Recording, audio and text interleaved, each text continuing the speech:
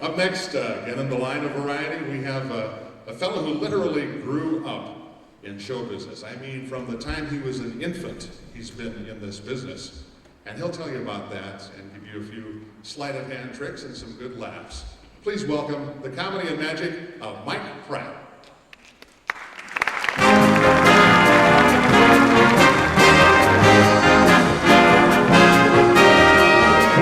Well, thank you, Paul. Thank you, ladies and gentlemen. Hey, isn't this a great band? Aren't they doing a great Hold it. That's enough. Don't overdo it. Save it for my act. As Paul said, I did grow up in this business. My parents were professional magicians. They started in 1933, and I came along in 1938. Times were pretty tough, and they had a show about, I suppose 4 weeks or so after I was born in Fargo, North Dakota. And the owner of this nightclub was insisting on seeing this great disappearing rabbit trick that my dad did, where he would put a rabbit in a box and tear the box apart and the rabbit would disappear. The only problem was they ate the rabbit. Well, things were tough in those days. Anyway, they're backstage and they got to looking at me and said, well, he's about the same size as the rabbit. So Mom brought me out on stage, put me in the box. Dad tore the box apart, I disappeared. The audience liked it. So Dad got me a union card and a social security number, and we were a 3-people act from then on. So I've been around on this thing for quite a while. One of the things that people, of course, always ask magicians is, how did you do that? Well, the other thing they always ask me is, how do you learn to do magic? You know, what kind of skills do you have to have in order to be a magician? And what I tell them is that a sense of balance is essential. Like, balancing a broomstick on your finger. One of the things that you can learn to balance quite easily is just a cone of newspaper. Just roll up a cone of newspaper like this and you can learn to balance it very nicely. Now, when you get really good at it, you want to make it more difficult. So put some milk or water or some liquid on the inside and put about half a picture in here. Oops. Starting to leak just a little bit there. Oh. Now, this makes it much more difficult to balance. I got to get away from the speaker a little bit. I don't want to get water on it or milk on it. It makes it more difficult to balance something like this because, well, here, let me go over right and show you the difference. The liquid tends to kind of seek its own level, and it's kind of hard to get that precise movement.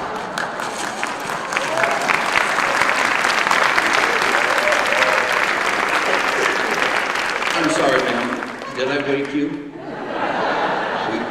Well, you may not like this act, but you're not going to sleep through it. I had the pleasure of traveling to India not long ago. In fact, it was about 1.5 years ago. And while I was there, I had the opportunity to learn one of the famous Indian rope tricks. Now, the great Houdini did this trick, and when he did it, of course, he wore a beautiful cape that went over his shoulders that went back to Louis XIV. Mine goes back to pennies on the 26th. But speaking of travel, reminds me of the time that there was a train going between Killarney and Dublin in Ireland. And suddenly the door of this car burst open, and a man rushes in and he says, "Is there a Catholic priest in this car?" And no one responded, so he leaves. About 5 minutes later, he comes back and he says, "Is there an Anglican priest in this car?" No one responds, and at that point, this one man stands up and he says, "Well, I'm a Baptist minister, perhaps I can help." The guy says, "Oh, heck no, we're looking for a corkscrew."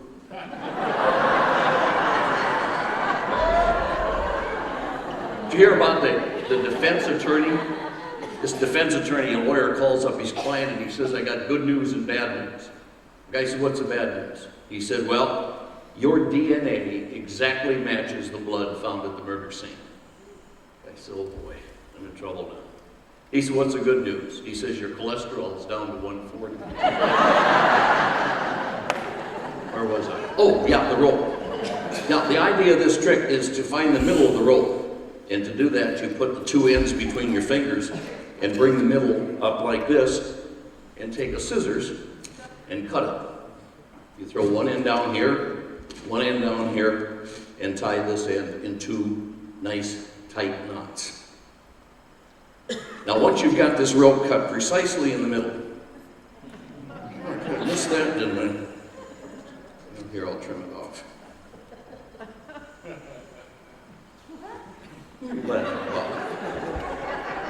I was out last night.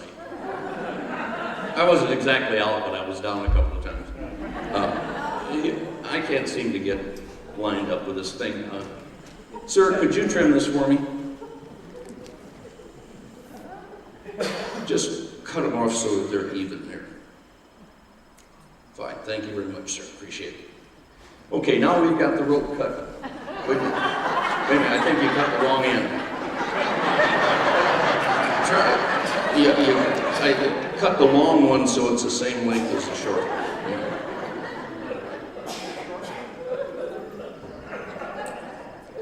Fine, thank you. Appreciate it. Okay. You're not a surgeon or anything, are you, sir? You know, cut and everything. You know, really all I wanted to do was just have you do that.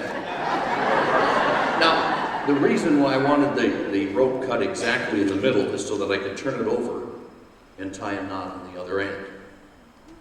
Now, since you were so helpful in cutting the rope, which knot do you like best, the top or the bottom? You like the top one? It looks neater. Pardon? It looks neater. Oh, yeah, you're probably right. Okay, I'll use the bottom and then you can have the top.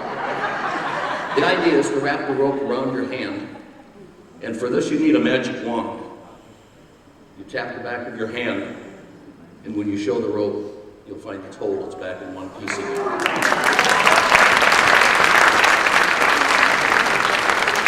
Now, tomorrow morning when you tie your shoes in a nice double bow knot, try pulling one shoestring up through this loop and one up through this loop and give it a good hard pull.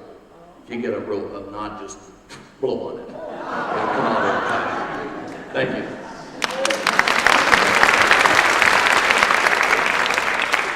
You know, with my family traveling all the time, I ended up living with aunts and uncles and cousins and friends and so forth when school was on. And I spent a lot of time up in Minnesota. And did I hear a yay? All right. Did you hear the story about Ole and Lena got married in New Ulm, Minnesota? And they're headed for Minneapolis for their honeymoon, and Ole reaches over and puts his hand on Lena's knee. She says, "Well, now, Ole, that we're married, you could go farther, you know." So he took her to Duluth.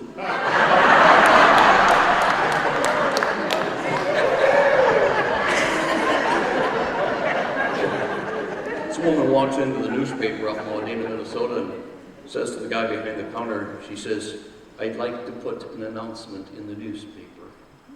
He said, "All right, what do you want to put in there?" She says, "Ole died." And he said, "Well, I'm very sorry to hear that. You have our condolences, but you know, you get 5 words for the same price as 2, so you could say something more if you like." She says, "Well, all right, put in Ole died, boat for sale."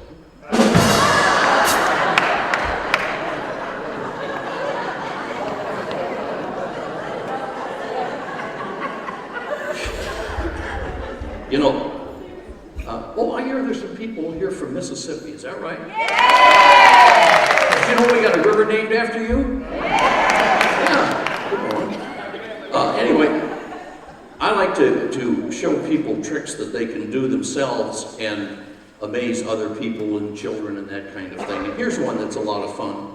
It's called the torn or restored napkin. Isn't this a ripping trick? The idea is to tear the napkin up and wad it up into a tight ball and place it in the palm of your left hand. Now you pick up the magic wand, tap the back of your hand, and when you show the napkin, you'll find it's whole again. It's been restored. Now, here's the secret of how this trick works. And you can learn to do it very quickly, and there's really nothing to it. You take a whole napkin and wad it up into a ball and put it in the palm of your left hand. Now keep your hand turned this way so no one can see that. Pick up the napkin and just proceed to tear it up. After you've gotten it pretty well torn up into strips like this, just wad it up, you don't even need all of it, and place the torn napkin now underneath the whole one. Okay, keep your hand turned this way so people can't see it, of course. Pick up your magic wand. When you tap the back of your hand, take off the top napkin. That's the whole one. And as you open it up, hide your left hand behind the napkin. Now don't drop it. Because if you do, everyone's going to see the torn napkin. They're going to know how the trick works. You may not know any more magic tricks, and you'd be terribly embarrassed by the whole thing. Thank you. This guy's putting in new carpet for a lady, and she left for a little while, and when he got done, he looked around and he thought, boy, this is a great job. I really, really am proud of this job.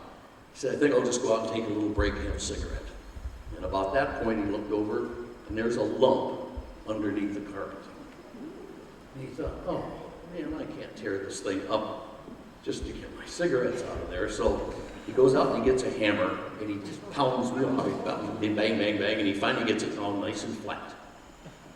About that time, the lady comes back. She says, oh, hi. She says, by the way, I found your cigarettes laying out on the front porch. But she said, I can't seem to find my parakeet.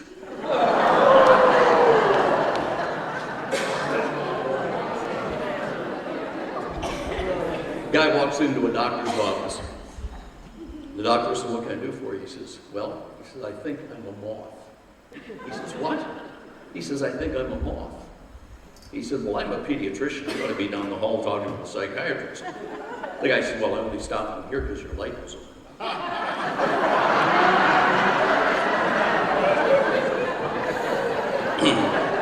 Excuse me. Smooth.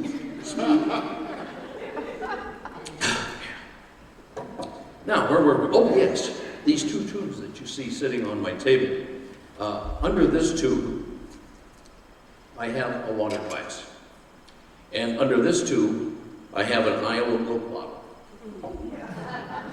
I'm sure most of you recognize that. Two empty tubes. Sorry. Now, both the tubes fit over the glass, and both of the tubes fit very nicely right over the bottle. Now, the idea of this trick is to cover the glass with one tube, cover the bottle with the other tube, and try to get them to change places. Here's how you do it. You take a magic wand, and you tap this one twice, and this one twice. Yeah, worked perfectly. Now, the more difficult part of this trick is to try to get the bottle to move back over here and the glass to move back over here. So again, you tap them each twice, and they're right back where they started from. Thank you. That's kind of weak applause. You want to see this again? All right. Cover the glass with one tube, you cover the bottle with the other, and you tap each one of them twice. Yeah, worked perfectly. It works every time. I'm sorry, what? Let us see. You want to see it? Yes. You're sure? Yes. All right.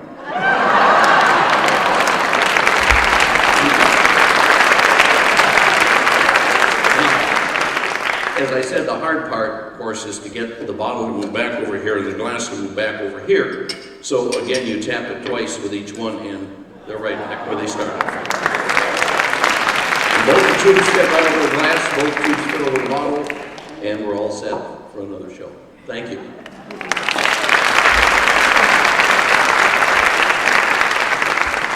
Magicians are always expected to make things disappear, and we'll probably do something like that tonight. But first, I'd like to have the assistance of someone up here.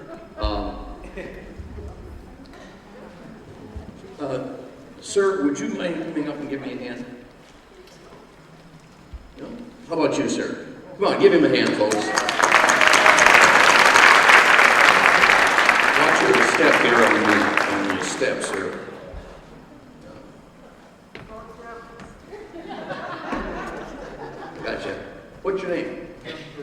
Mike Pratt. Jim, nice to meet you. Come on over here. Jim, I got a question for you. Step right over here. Let me get this microphone all the way. Now, Jim, do you believe in mind reading? Do you really? Certainly I wouldn't anyway, I suppose. Well, let's try a little experiment.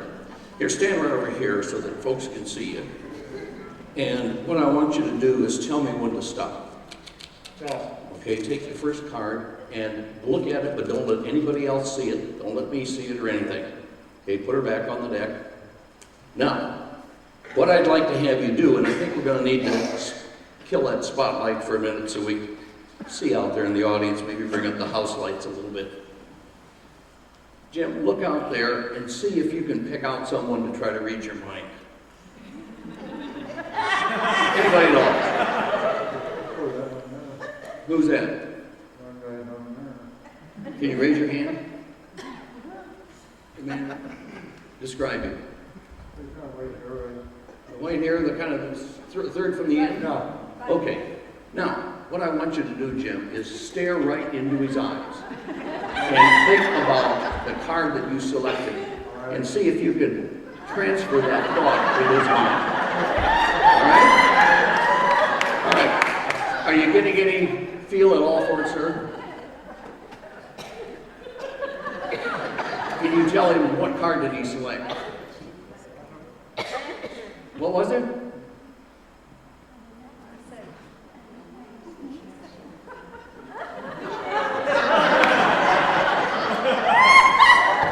Sir? What was it again? Four diamonds. Is that right?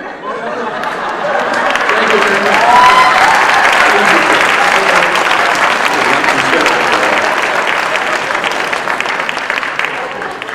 Boy, that was sure over his head, wasn't it? Instead, I'm going to show you a very famous trick called the disappearing handkerchief. Now, the way you do this trick is you take a handkerchief and you wad it up into a tight ball into the palm of your hand.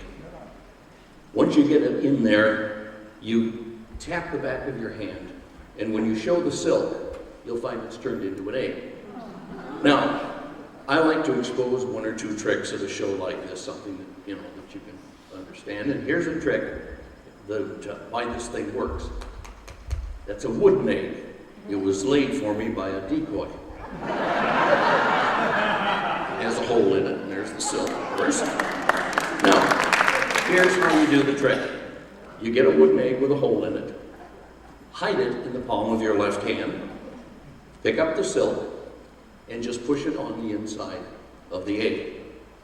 Now, you've got to get it all the way inside there so that no one can see it, of course. Transfer the egg over to the palm of your right hand. Pick up your magic wand, tap the back of your hand, and when you show the egg, be sure to keep your thumb over that hole so that nobody can see it. Now, if your friends are skeptical and they want to examine the egg, just crack it in a glass. That'll usually convince almost anybody. Thank you. Well, Paul, I was planning on showing these folks another egg trick, but I'm sorry to say that I mislaid it. No. He loves it. So with that, I'll thank you and hope you enjoyed this half of the show, and the second half's coming up. Thank you very much for your